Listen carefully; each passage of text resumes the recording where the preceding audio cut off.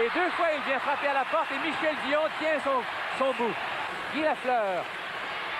Le tir au but et Dion s'en tire bien encore. Michel Dion a fait partie de la toute première édition des Nordiques dans la LNH en 1979. Son association avec l'équipe a toutefois été courte et tumultueuse. Dépressif, il a quitté son filet en plein match, exaspéré par les huées de la foule. Ce coup de tête l'a chassé de Québec, mais il a brillamment remis sa carrière sur les rails avec les Pingouins. Aujourd'hui, Michel Dion est en paix avec lui-même et il enseigne le golf en Caroline du Sud. Bonjour Michel, bienvenue à Mes souvenirs sportifs. Bonjour David, merci de m'avoir invité à te parler. Ça me fait tellement plaisir. Ça me fait plaisir. Michel, tu as commencé ta carrière dans l'Association mondiale. On va en parler un peu plus tard au cours de l'entretien. Dans la Ligue nationale, tu as porté les couleurs des Nordiques. Comment t'es-tu retrouvé à Québec? Je me suis retrouvé à Québec quand la Ligue mondiale a fait faillite. Les joueurs qui demeuraient dans la Ligue ont été repêchés par les 4 équipes de la Ligue mondiale qui allaient déménager dans la Ligue nationale. Et puis, il y a eu un repêchage, et puis les Nordiques m'ont repêché, bien entendu, parce que c'est mon ancien entraîneur Jacques Demers qui est venu me chercher, parce qu'il avait déjà coaché 3 ans auparavant à Cincinnati et à Indianapolis dans la Ligue mondiale. Et puis, c'est de même que je me suis retrouvé avec les Nordiques. Est-ce que c'était la réalisation d'un rêve de jouer dans la Ligue nationale de hockey? Est-ce que c'était vraiment l'objectif ultime? Ah, absolument, parce que même dans la Ligue mondiale, on savait qu'on était aussi bon que la Ligue nationale, parce qu'on avait joué contre ces gars-là dans les rangs juniors. Et puis, on avait battu ces gars-là dans les rangs juniors. Puis, en arrivant dans la Ligue mondiale, on se faisait tout le temps dire, ben, t'es juste dans la Ligue mondiale, t'es pas vraiment dans la Ligue nationale, t'es numéro 2, t'es pas numéro 1. Fait qu'en arrivant dans la Ligue nationale, là, on s'est dit, finalement, mon rêve que j'ai eu depuis que j'étais jeune, comme tous les jeunes au Québec, de jouer dans la Ligue nationale, peut se réaliser. Puis en plus de ça, je vais avoir la chance de prouver que dans la Ligue mondiale, les joueurs étaient aussi bons que les joueurs de la Ligue nationale, parce que depuis des années, on se faisait dire souvent dans le média qu'on l'était pas. Le 13 octobre 1979, tu as participé au tout premier duel canadien-nordique au Forum. D'ailleurs, dans ma collection personnelle, j'ai toujours le talon du billet de ce match qui a été très attendu parce que c'était donc la première fois qu'on s'affrontait. Est-ce que tu te rappelles de cette soirée? Beaucoup. Comme si c'était des fois les émotions fortes, ça vieillit pas du tout. Jacques Demers m'avait dit, Michel, je veux te mettre dans les buts samedi soir contre les Canadiens. Et tu viens de Montréal-Nord, ta famille, tes amis, tout le monde va être là. Puis je sais qu'est-ce que tu es capable de faire dans la pression, parce que je t'ai coaché 3 ans auparavant. J'ai confiance en toi. Il dit, qu'est-ce que tu en penses? Il dit, oui. je veux écouter les Canadiens samedi. Le hockey ce soir, la Ligue nationale, le hockey en général a fait des points, Gilles. Avec cette exhibition. Malgré la défaite ce soir-là, tu as été choisi la première étoile, puis au terme du match, tu as accordé une entrevue à la soirée du hockey. Ça devait être fantastique comme sensation d'être présenté à la foule, puis ensuite d'être à la télévision. Oui, devant toute ma famille, mes amis, les gens avec qui j'avais grandi à Montréal-Nord, avec qui j'avais joué au hockey, au baseball, avec qui j'avais été à l'école. Tu as la plus grosse partie de ta vie contre les Canadiens, puis tu viens presque à les battre, puis à jouer une grosse partie comme ça. Fait que disons que pour moi, si j'avais une partie à part la partie d'étoiles en 1982 à dire qui était la plus grosse partie de ma vie, ça aurait été celle-là. Ça a été une première saison satisfaisante pour toi à Québec, mais la deuxième a vraiment été catastrophique et écourtée. Mais ce que peu de gens savaient à ce moment-là, c'est que tu vivais certaines épreuves sur le plan personnel. Est-ce que tu peux m'en parler? Absolument. Dans ce temps-là, on te demandait pas pourquoi tu faisais des erreurs ou tu avais de la misère. Le but, c'était que tu donnes une grosse performance, peu importe ce qui arrivait dans ta vie privée. Alors, c'était une parfaite tempête psychologique pour moi.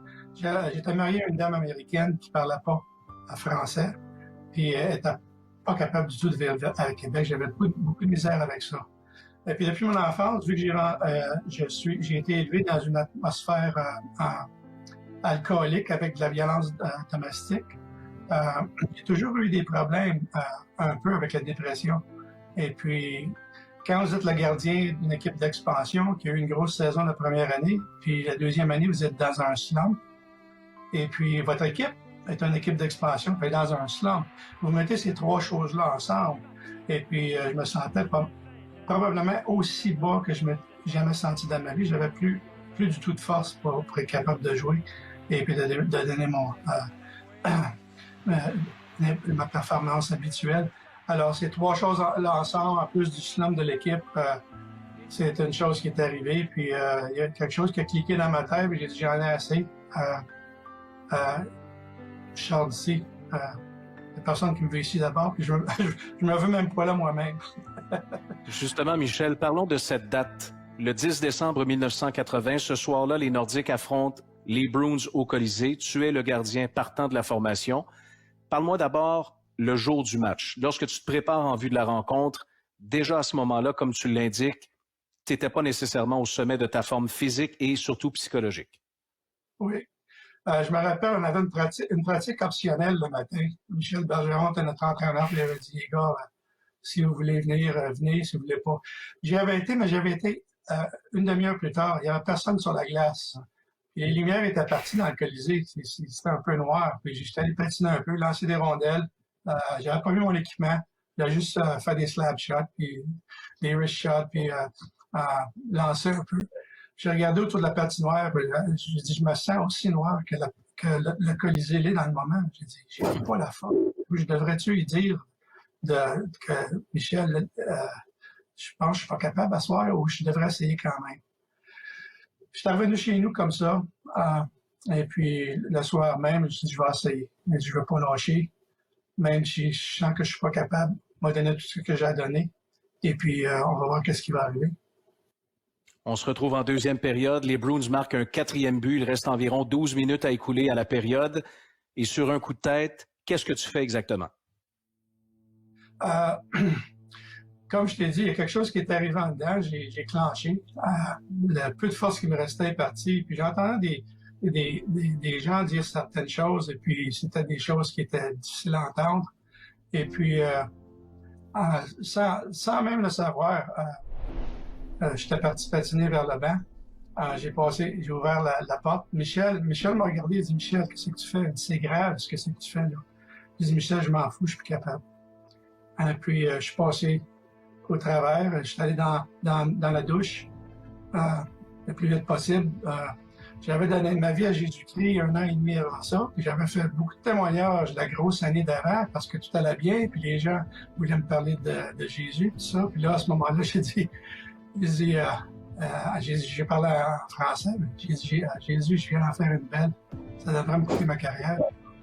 Et puis, en plus de ça, je t'ai laissé tomber parce que je parle de toi, puis je dis que t'es ma force, puis je vais faire une affaire comme ça.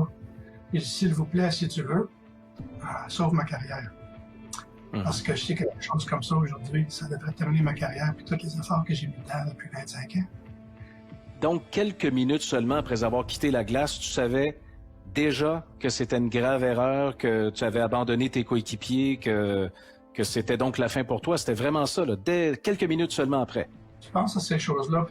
J'ai abandonné mes coéquipiers, j'ai abandonné mon coach que j'aimais beaucoup. Michel m'avait coaché au baseball 2 ans dans la Ligue Montréal Junior. Je l'aimais beaucoup. J'ai fait ça à lui, j'ai fait ça à Maurice Filion, qui était bon pour moi. Il m'a donné un bon contrat cette année. Parce que la première année dans la Ligue nationale, je faisais 45 000 ma première année. Quand on habitué les Canadiens, je faisais 45 000 j'avais mon contrat de l'AMH. Et puis, il m'avait dit, continue à jouer comme ça, puis l'année d'après, on va faire attention à toi. Puis il m'avait donné un bon contrat l'année d'après, puis je sentais que j'avais fait l'échec envers tout le monde.